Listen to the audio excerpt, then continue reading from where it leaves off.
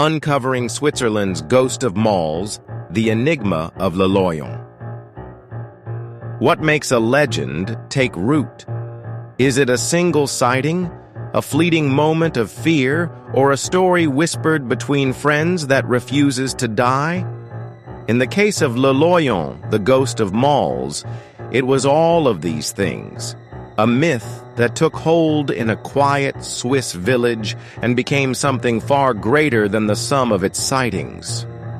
Molls is a tiny village in Fribourg, Switzerland, nestled among rolling hills, farmland, and dense forests.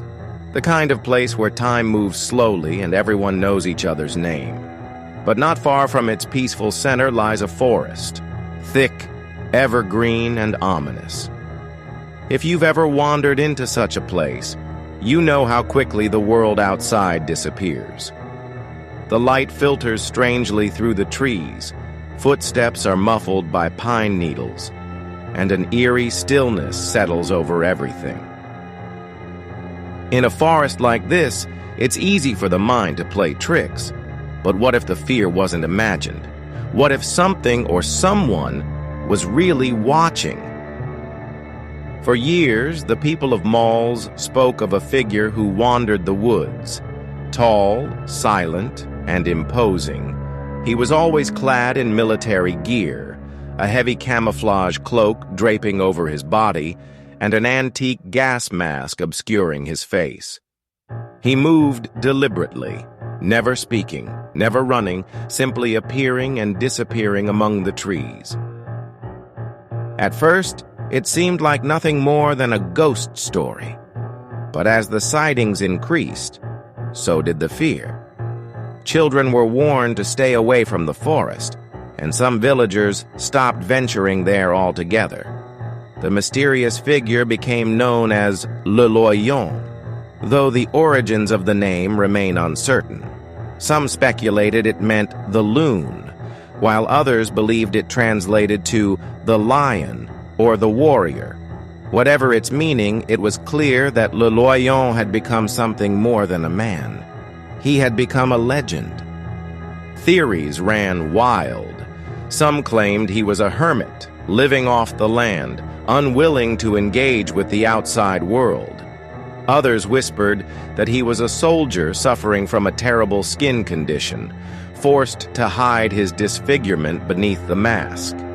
A few even believed he was something supernatural, a ghost, a cryptid, an entity not of this world. There was something ritualistic about the sightings. He was most often seen on Sundays, walking the same paths, appearing in different locations throughout the forest. He never harmed anyone. He never spoke. He simply was. Then, in August 2013, a breakthrough came. A local newspaper, Le Matin, published the account of an anonymous witness, a man they called Patrick. He had encountered Loyon near the peat bogs one Sunday afternoon. Standing only 10 meters away, he described a towering figure clad in a military cape, boots, and an old gas mask. Patrick wanted to approach him, to tell him that his presence frightened the villagers. But his own child was with him, terrified, clinging to his side. Instead, Patrick stayed back, cautiously watching as Loyon turned and walked away as silently as he had come. Before he disappeared into the trees, Patrick snapped a photograph. That grainy image remains the only known photo of Loyon. Whether real or an elaborate hoax, it reignited public fascination with the mystery. More witnesses came forward, each with their own unsettling stories. One woman recalled a rainy afternoon when Loyon emerged from the undergrowth, his hooded cloak heavy with moisture, his gas mask reflecting the dim light. Another resident spoke of a bright summer day when he stepped onto the road, bouquet of flowers in hand, before vanishing back into the woods. A farmer confessed that local families had stopped walking in the forest altogether. As the legend grew, the media descended on Molls. British tabloids sensationalized the story, dubbing the forest a no-go zone and comparing Loyon to the Loch Ness Monster. The small Swiss village had become the center of an international mystery. Authorities decided to act. Guy Savary, the official overseeing the region's forests, admitted that while Loyon had never committed a crime, his presence had become a problem. A search was launched, not to capture him, but to find him, to understand who he was, and perhaps to ask him to stop. They found nothing. Then, in September 2013, an even stranger discovery was made. In a clearing within the mall's woodland, a gas mask and a camouflage cloak were found abandoned on the ground. Next to them, a letter. The letter, allegedly written by Loyon himself, was a bitter farewell. It accused the villagers of intolerance, of persecution, of failing to understand that his walks in the forest had been a source of solace, a refuge from the burdens of daily life.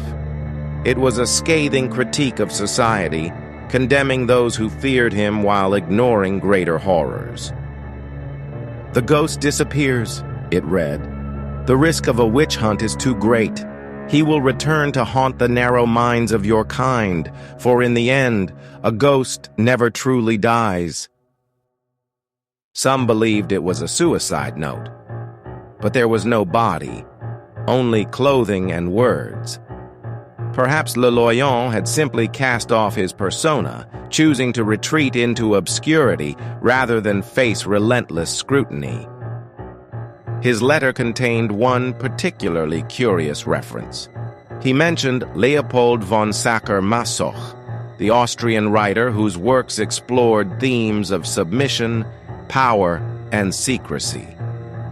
It was from his name that the term masochism was coined. Some saw this as an admission that Loyon's wanderings were part of some personal ritual, something deeply meaningful yet misunderstood. Others wondered if it hinted at his true identity. Was he a man of status, someone important in the village, forced to give up his double life? In response, the mayor of Molls, Jean-Marc Gay, issued his own farewell. "I sincerely hope that our society can continue to advocate for tolerance and liberty," he wrote. "May your wisdom in response to these events help raise awareness of the important elements of living together in a peaceful and fulfilling community." But the mayor's words seemed strange, almost too sympathetic. His phrasing mirrored Loyon's, as if he understood him or had even known him. And then, just like that, the legend ended. No further sightings have been reported, at least none that have been made public. The Ghost of Molls faded into memory, leaving only questions behind.